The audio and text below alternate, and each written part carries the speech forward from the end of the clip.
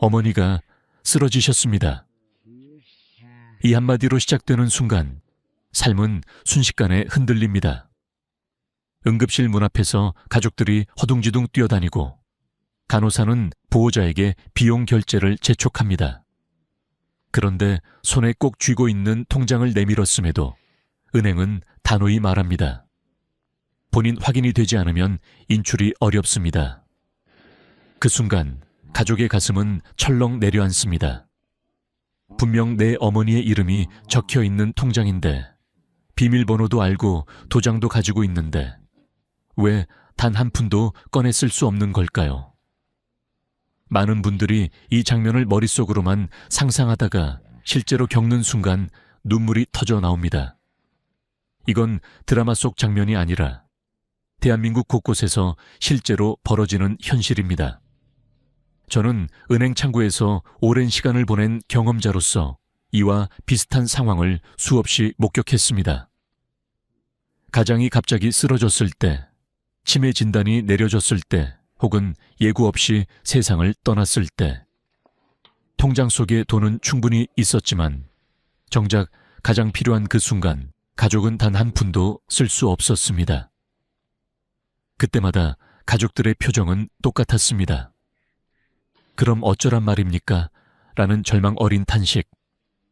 우리 사회는 분명 가족이란 울타리 안에서 모든 걸 함께 나눈다고 믿지만 금융의 세계에서는 그 믿음이 무너집니다. 여기서 중요한 건 이런 상황이 단지 특별한 누군가에게만 닥치는 일이 아니라는 사실입니다.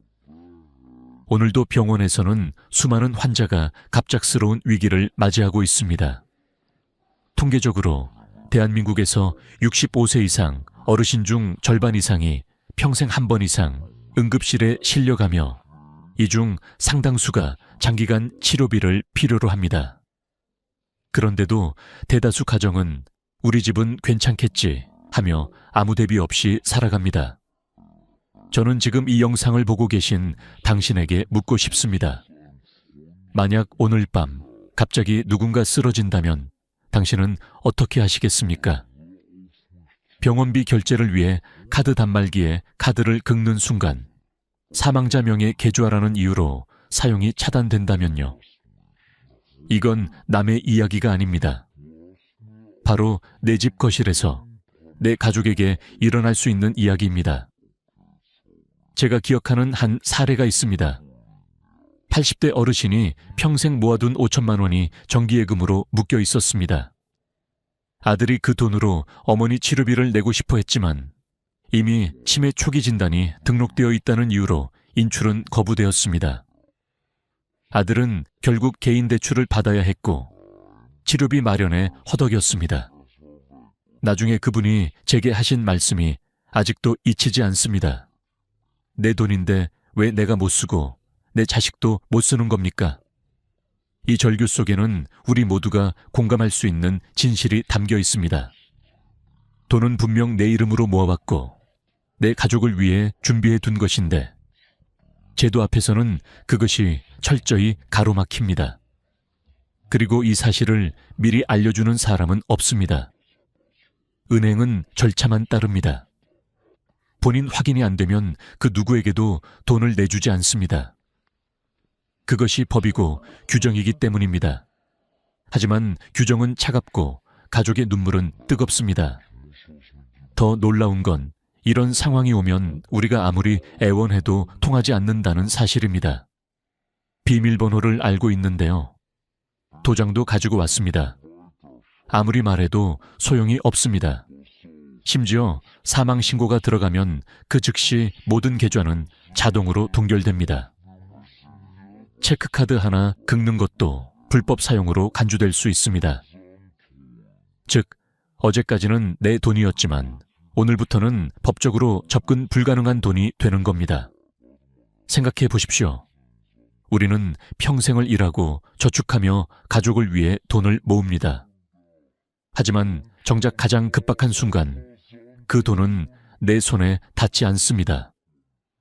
마치 은행의 금고 안에 갇혀버린 듯 오히려 나를 배신하는 느낌을 주기도 합니다. 그렇다면 질문이 생깁니다. 내 돈인데 왜 내가 못 쓰게 되는 걸까? 이 질문에 대한 답을 알지 못하면 당신 역시 언젠가 같은 절망을 겪을 수 있습니다. 저는 오늘 이 영상을 통해 그 답을 하나하나 풀어드리려 합니다.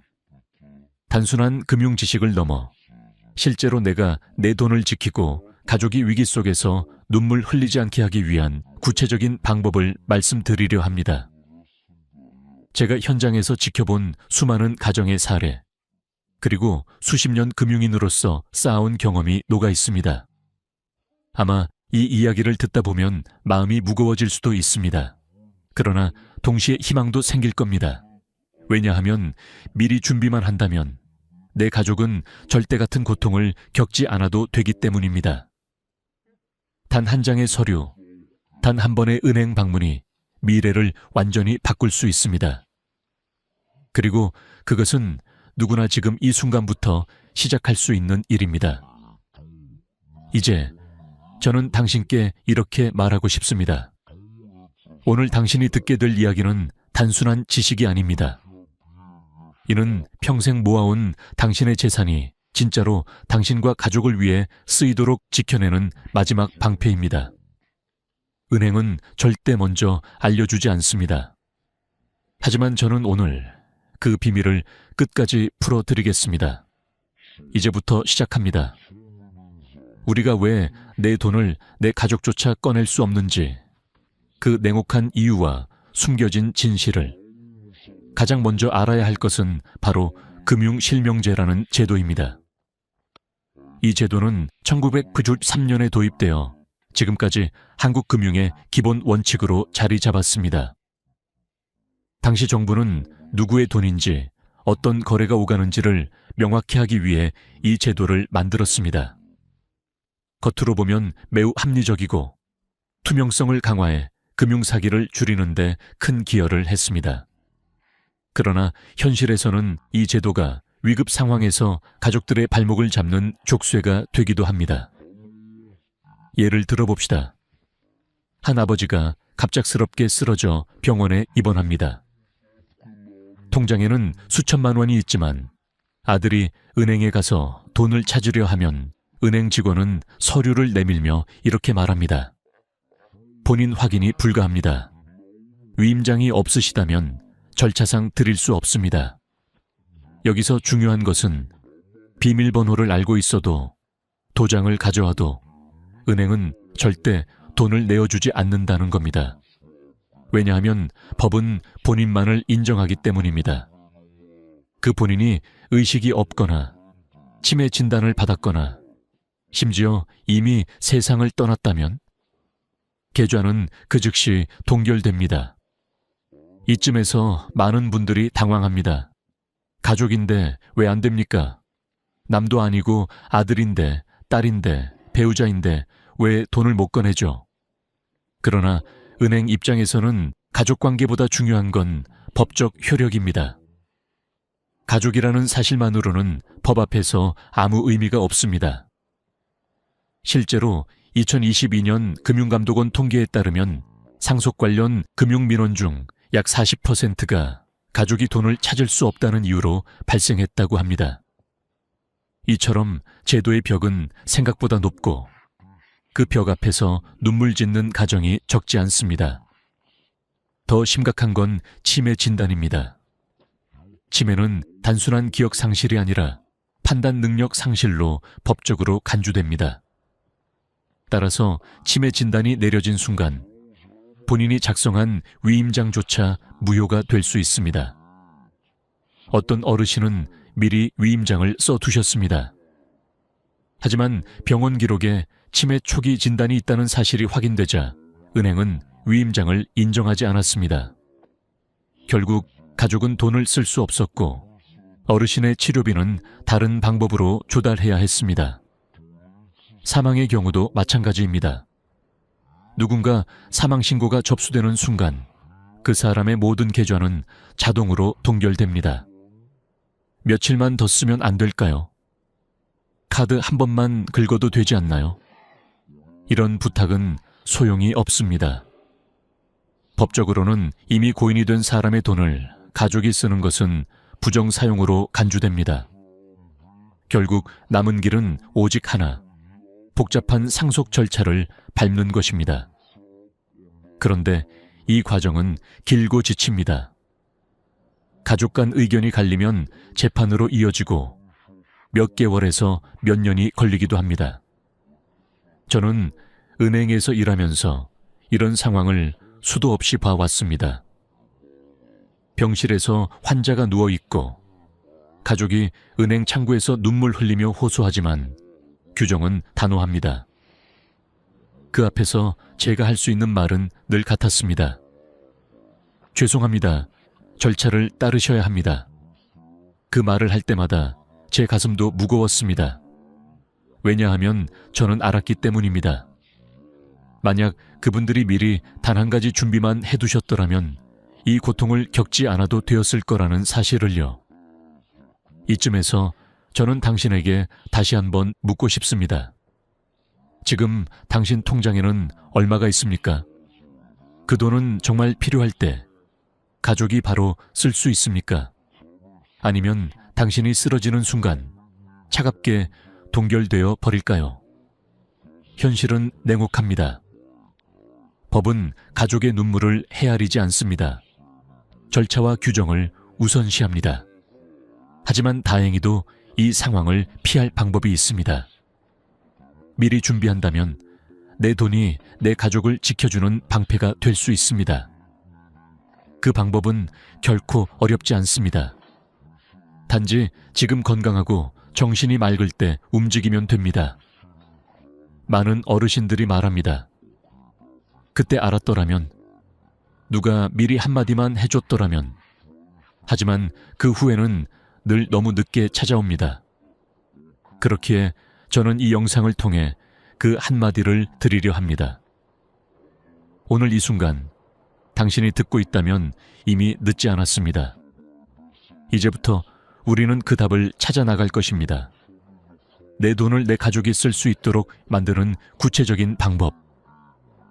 단순히 제도를 설명하는 것이 아니라 실제 현장에서 쓰이는 방법과 제가 직접 경험한 이야기까지 곁들여 드리겠습니다. 앞으로 이어질 내용은 단순한 금융 지식이 아닙니다. 바로 당신의 삶과 직결되는 생존 전략입니다. 준비가 되셨습니까? 그렇다면 이제 우리가 어떻게 이 벽을 넘어설 수 있는지 3가지 구체적인 해답을 하나씩 알려드리겠습니다. 이제 우리는 답을 찾아야 합니다. 가족이 내 돈을 쓸 수 있게 해주는 방법은 생각보다 가까이에 있습니다. 단지 은행은 먼저 알려주지 않을 뿐입니다. 오늘은 제가 창구에서 직접 보고 배운 3가지 방법을 말씀드리겠습니다. 이 3가지 중 단 하나만 해도 위기의 순간 가족이 눈물 흘리며 발을 동동 구르는 일을 막을 수 있습니다. 첫 번째는 금융거래 위임장입니다. 이름만 들으면 어렵게 느껴질 수 있지만 사실 단순합니다. 본인이 건강할 때 은행에 가서 내가 못 움직이게 되면 이 가족이 대신 내 계좌에서 돈을 쓸 수 있다고 공식적으로 문서화하는 것입니다. 예를 들어 아버지가 아들에게, 어머니가 딸에게 권한을 주는 것이죠. 은행 직원 앞에서 본인과 위임받을 가족이 함께 서명하고 도장을 찍어야 효력이 발생합니다. 많은 분들이 비밀번호도 알려줬는데 왜 굳이 이런 문서가 필요하죠? 라고 물으십니다. 그러나 은행은 절대 비밀번호나 도장만으로는 움직이지 않습니다. 사고가 발생했을 때 책임 소재가 불분명하기 때문입니다. 위임장의 장점은 간단명료하다는 것입니다. 그러나 단점도 있습니다. 치매 진단을 받거나 의식이 없는 상태가 되면 이미 써놓은 위임장도 법적으로 무력화될 수 있습니다. 따라서 위임장은 지금 정신이 또렷할 때 작성해야 한다는 사실을 기억해야 합니다. 두 번째 방법은 공동명의 계좌입니다. 하나의 통장을 2명이 함께 관리하는 방식입니다. 예를 들어 아버지 이름과 아들 이름이 동시에 적혀 있는 계좌라면 아버지가 쓰러져도 아들은 자유롭게 돈을 인출할 수 있습니다. 장점은 분명합니다. 급한 병원비나 생활비를 즉시 사용할 수 있다는 것입니다. 실제로 제가 만났던 한 어르신은 홀로 살면서 혹시 쓰러졌을 때를 대비해 딸과 공동명의 계좌를 만들어 두셨습니다. 몇 년 뒤 어르신이 갑자기 쓰러져 병원에 입원했을 때 딸은 망설임 없이 그 계좌에서 돈을 꺼내 병원비를 냈고 덕분에 치료가 늦어지지 않았습니다. 그러나 단점도 있습니다. 공동명의 계좌는 상대방이 내 돈을 자유롭게 쓸 수 있기 때문에 반드시 믿을 수 있는 가족과만 해야 합니다. 또한 사망 후 상속 과정에서 증여로 간주되어 세금 문제로 이어질 수도 있습니다. 가족이 많거나 갈등이 있는 경우라면 더욱 신중해야 합니다. 세 번째는 예금자 사전 지정 제도입니다. 아직은 생소한 제도이지만 일부 시중은행에서 시범 운영 중입니다.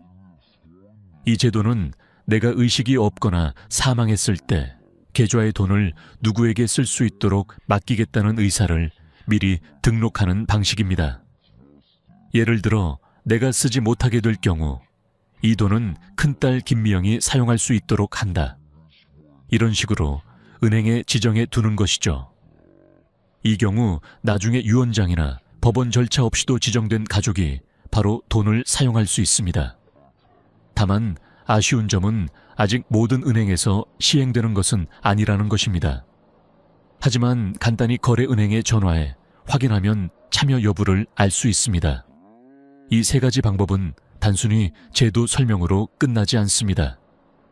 실제로 제게 찾아와 눈물로 호소했던 수많은 고객들의 경험이 담긴 실전 해법입니다. 저는 현장에서 한 가지 공통점을 발견했습니다. 미리 준비한 가족은 당황하지 않았습니다. 누군가는 위임장을 꺼내 보여주었고 누군가는 공동명의 계좌에서 바로 돈을 꺼냈습니다. 그러나 아무 준비도 하지 않은 가족은 늘 같은 표정을 지었습니다. 창백한 얼굴, 떨리는 손, 그리고 이럴 줄 몰랐습니다. 라는 한마디. 여기서 중요한 것은 지금입니다. 지금 건강할 때, 지금 판단할 수 있을 때 해야 한다는 것입니다. 치매 진단이 내려지면, 의식이 잃으면 법적으로 모든 권한은 이미 사라집니다. 그때는 위임장도, 공동명의 계좌도, 사전 지정 제도도 무용지물이 될 수 있습니다. 저는 이 부분에서 꼭 말씀드리고 싶습니다. 우리가 건강하다는 건 내일을 보장한다는 뜻이 아닙니다. 건강검진 통계에 따르면 65세 이상 노인의 약 30%가 자신도 모르는 만성질환을 가지고 있다고 합니다. 또 응급실 통계는 말합니다. 노인의 절반 이상이 1년에 한 번 이상 응급 상황을 경험합니다. 그렇다면 오늘 당신이 괜찮겠지 하며 미루는 것은 사실 내일의 위기를 더 크게 키우는 행동일 수 있습니다. 이제 당신은 선택해야 합니다. 아무 대비 없이 위기를 맞을 것인지 아니면 지금 단 한 번의 준비로 가족의 눈물을 막을 것인지 은행은 절대 먼저 알려주지 않습니다. 그러나 지금 이 영상을 듣고 계신 당신은 이미 알고 있습니다. 여기까지 세 가지 방법을 말씀드렸습니다. 금융위임장, 공동명의 계좌, 예금자 사전 지정 제도. 이 중 단 한 가지만 해두어도 당신의 가족은 절망 대신 희망을 가질 수 있습니다. 그러나 이야기는 여기서 끝나지 않습니다. 세상은 언제나 예고 없이 찾아옵니다. 치매, 뇌졸중, 갑작스러운 사고. 그 순간부터는 오늘 말씀드린 세 가지 방법조차 무력화될 수 있습니다. 그렇다면 그 다음은 어떻게 해야 할까요?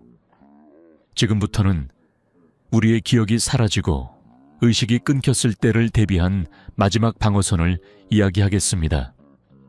치매라는 단어를 들으면 누구나 두려움부터 느낍니다.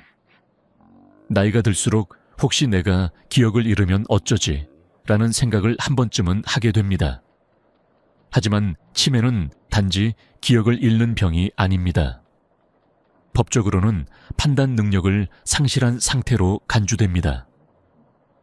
이 말은 곧 내가 살아있어도 내 재산에 대한 권한이 완전히 사라질 수 있다는 뜻입니다.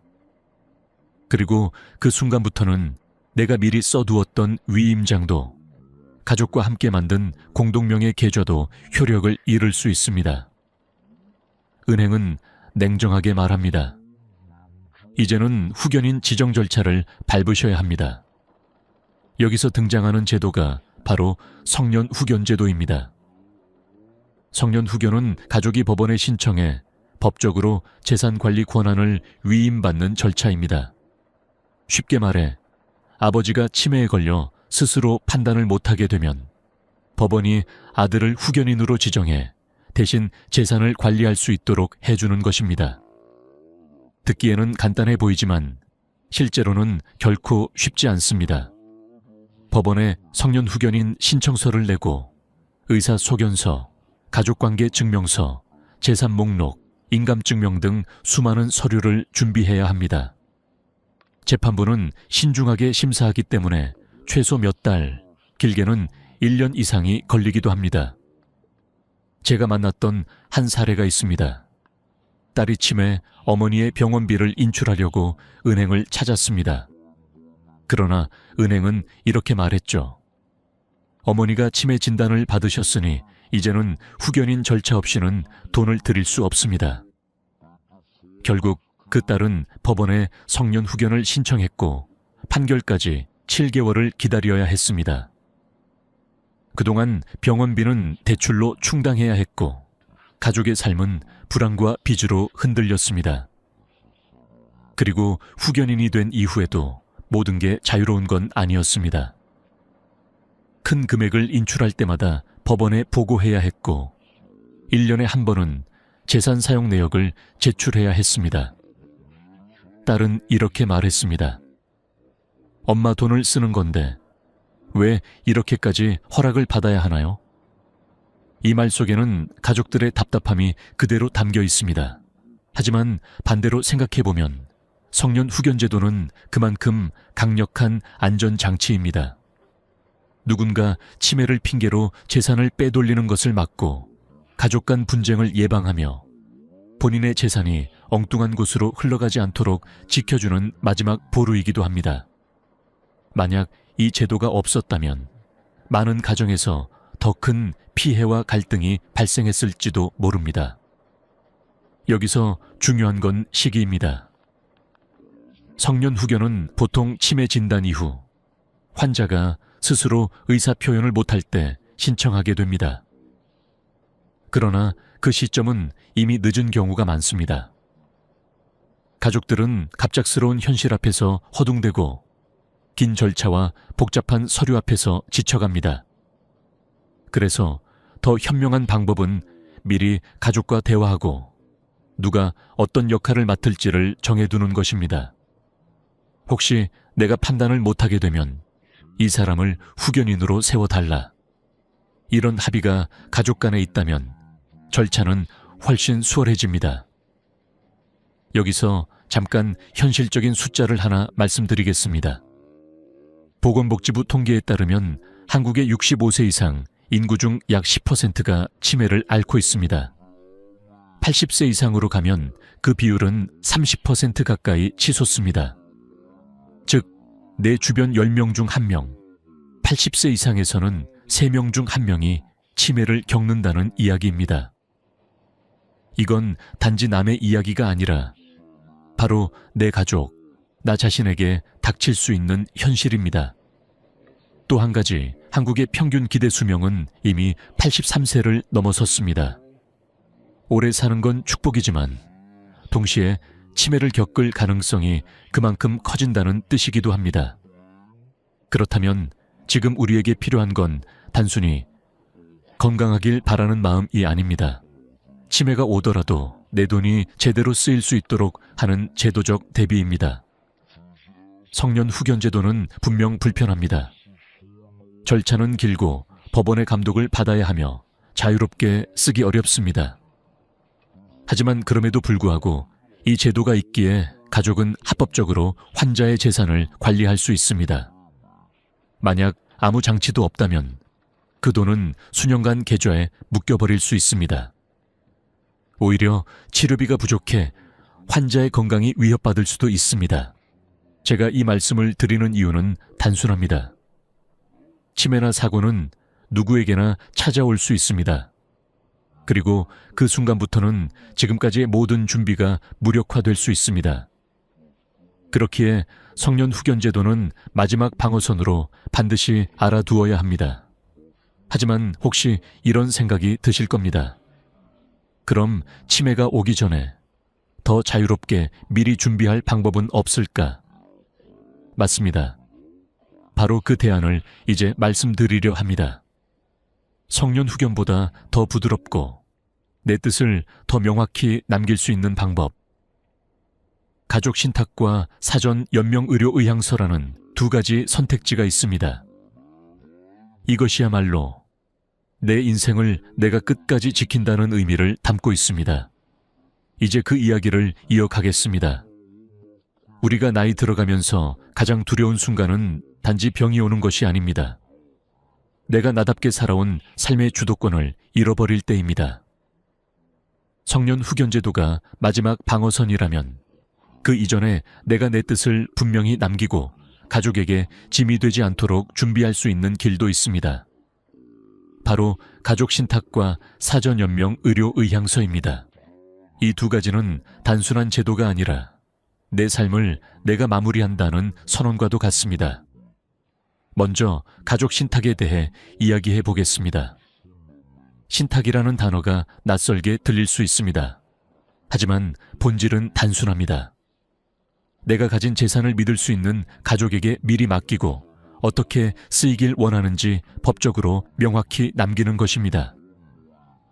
예를 들어 이 돈은 오직 내 병원비로만 쓰고 남은 금액은 손자 교육비로 사용하라. 이런 식으로 조건을 정해두는 것이죠. 한 어르신은 혼자 살면서 언젠가 요양병원에 들어가야 한다는 걸 알고 있었습니다. 그래서 외아들에게 이렇게 말했습니다. 이 통장돈은 내 치료비에만 써라. 다른 데 쓰지 마라. 말로는 충분하지 않았습니다. 그래서 그는 법적으로 가족신탁 계약서를 작성했고 그 안에는 자신의 전 재산과 뜻이 고스란히 담겼습니다. 결과적으로 아들은 그 돈을 어머니의 치료비에 사용했고 남은 금액은 약속대로 관리했습니다. 가족신탁의 장점은 분명합니다. 내 의사를 법적으로 남길 수 있다는 것입니다. 단순한 구두 약속이 아니라 계약으로 남겨져 누구도 부정할 수 없게 됩니다. 그래서 나중에 형제간 다툼을 줄이고 불필요한 오해를 막을 수 있습니다. 물론 신탁을 만들려면 일정한 절차와 비용이 필요합니다. 그러나 수년간의 소송이나 갈등에 비하면 그 비용은 훨씬 작습니다. 무엇보다 중요한 건 내 돈이 내 뜻대로 쓰인다는 사실입니다. 다음은 사전연명 의료의향서입니다. 이름은 길지만 뜻은 간단합니다. 내가 더 이상 스스로 결정할 수 없는 순간이 왔을 때 연명 치료를 받을 것인지 중단할 것인지를 미리 남겨두는 문서입니다. 우리는 흔히 나는 기계에 의존해 오래 살고 싶지 않아 라는 말을 쉽게 합니다.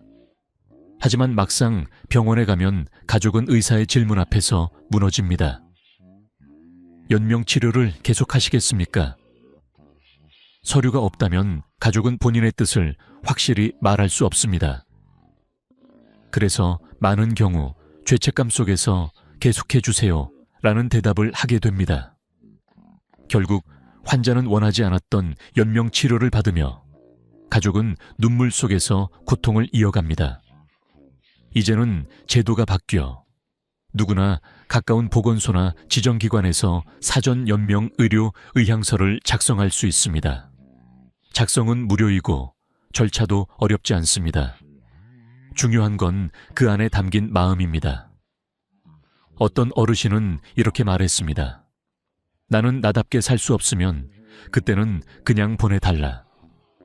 또 다른 분은 나는 끝까지 치료를 받고 싶다. 끝까지 살아내고 싶다. 라고 남기셨습니다.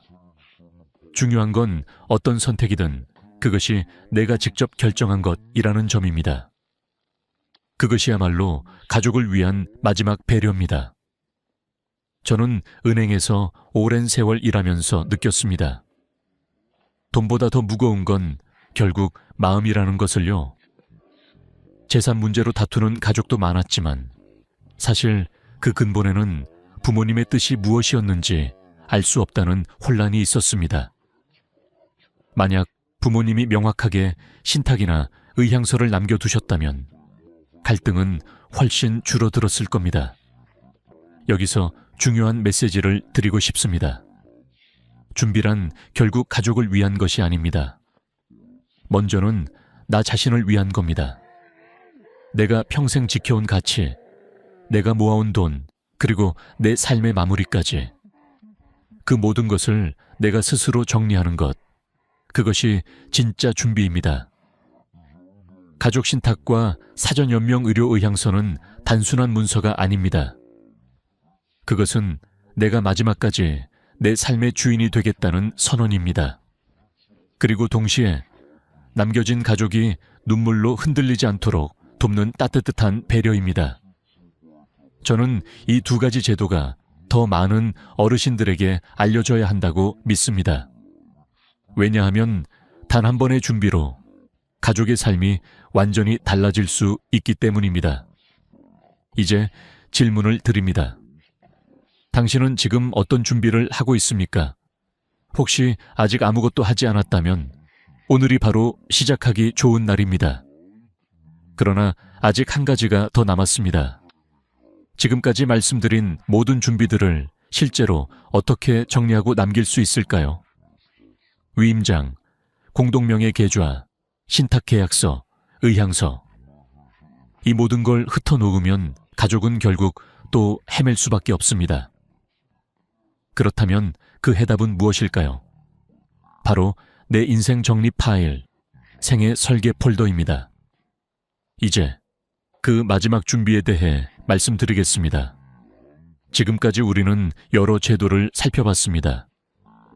위임장, 공동명의 계좌, 예금자 지정, 성년 후견, 가족 신탁, 사전연명 의료 의향서. 그런데 이런 준비를 아무리 해두어도 흩어져 있다면 위기의 순간 가족은 여전히 당황합니다. 병원에서 간호사가 보호자분, 신분증과 관련 서류를 제출해 주세요 라고 말했을 때 서랍 속을 뒤지고 어디에 넣었는지 몰라 하루 종일 은행과 관공서를 전전하는 가족. 이것이야말로 우리가 피해야 할 최악의 상황입니다. 그래서 저는 마지막으로 꼭 권하고 싶은 것이 있습니다. 바로 생애 설계 폴더, 흔히 말하는 내 인생 정리 파일입니다. 생애 설계 폴더는 거창한 게 아닙니다. 집 안서랍에 넣어 둘 얇은 파일 하나면 충분합니다. 그러나 그 안에는 당신의 평생이 담겨 있어야 합니다. 첫 장에는 내 대한 기본 정보가 있어야 합니다. 주민등록번호, 주소, 가족관계, 자주 다니는 병원과 주치의 연락처, 평소 복용하는 약 목록. 이 간단한 정보만 있어도 응급 상황에서 의료진이 환자를 훨씬 정확하게 돌볼 수 있습니다. 그 다음은 금융 관련 정보입니다. 내가 가진 통장이 어느 은행에 있는지, 예금과 적금, 보험과 연금 상품은 무엇인지, 언제 만기인지 담당 은행 직원의 연락처까지 적어두는 게 좋습니다. 가능하다면 통장 사본을 복사해 넣어두는 것도 방법입니다. 그러면 가족은 더 이상 은행 지점을 일일이 찾아다니며 확인하지 않아도 됩니다. 그리고 무엇보다 중요한 건 법적 문서들입니다. 미리 작성해둔 금융위임장, 공동명의 계좌 약정서, 가족신탁 계약서, 사전연명 의료 의향서, 심지어는 간단한 자필 메모라도 반드시 넣어두어야 합니다. 어떤 어르신은 나는 내 재산을 큰아들에게 맡기되 손주 학비에는 꼭 쓰도록 해라 라고 송을시로 남겨두셨습니다. 정식 유언장은 아니었지만 그 한 장의 메모가 형제들 간 다툼을 막아주었습니다. 또 하나 놓치기 쉬운 것이 있습니다. 치매나 의식불명 상태 이후를 대비한 기록입니다. 예를 들어 성년 후견 신청 서류, 법원 판결문, 의료 소견서 등이 있다면 함께 보관해 두는 것이 좋습니다. 이 문서들은 훗날 가족이 병원이나 법원과 소통할 때 강력한 증거가 됩니다. 마지막으로는 연락처입니다. 내가 의식이 없을 때 누구에게 먼저 연락해야 하는지, 내 통장을 알고 있는 가족은 누구인지, 상담했던 변호사나 금융 담당자의 이름과 번호는 무엇인지. 이 정보를 정리해두면 가족이 당황하지 않고 바로 움직일 수 있습니다. 이 파일을 만드는 데는 반나절도 걸리지 않습니다. 하지만 그 파일 하나가 가족에게는 몇 달, 몇 년의 혼란을 막아줍니다. 저는 현장에서 이런 파일을 준비한 어르신들을 여러 번 만났습니다. 공통적으로 그분들이 하신 말씀이 있습니다. 이걸 하고 나니 마음이 한결 놓인다. 그 얼굴에는 평온함이 있었습니다. 생애설계 폴더는 단순한 종이 묶음이 아닙니다. 그 안에는 당신이 평생 성실하게 살아온 흔적, 그리고 가족을 향한 마지막 배려가 담겨 있습니다. 지금 이 영상을 보고 계신 분들 중 혹시 나도 한번 정리해볼까 라는 생각이 든다면 그것이 바로 오늘 이 시간을 가진 이유일 겁니다. 여기서 저는 분명하게 말씀드리고 싶습니다. 준비란 결코 거창한 것이 아닙니다. 오늘 한 장의 종이로 시작하면 충분합니다. 그것이 내일 당신과 가족의 삶을 훨씬 더 평온하게 만들어줄 것입니다. 이제 마무리할 시간입니다. 오늘 우리가 나눈 이야기는 단순한 금융 지식이 아닙니다. 그것은 당신의 삶을 끝까지 지키는 방법이자 가족이 눈물 대신 안심을 가질 수 있도록 돕는 준비였습니다. 지금이라도 늦지 않았습니다. 지금 바로 시작하세요. 당신의 돈은 은행의 돈이 아닙니다. 그것은 당신이 평생 모아온 삶의 결실입니다. 그리고 그 결실이 반드시 당신과 가족을 위해 쓰이도록 지키는 것, 그것이야말로 가장 값진 준비입니다. 마지막으로 부탁드립니다. 이 영상이 조금이라도 도움이 되셨다면 구독과 좋아요, 그리고 댓글로 당신의 생각을 남겨주세요. 당신의 한 문장이 누군가에게는 새로운 시작이 될 수 있습니다.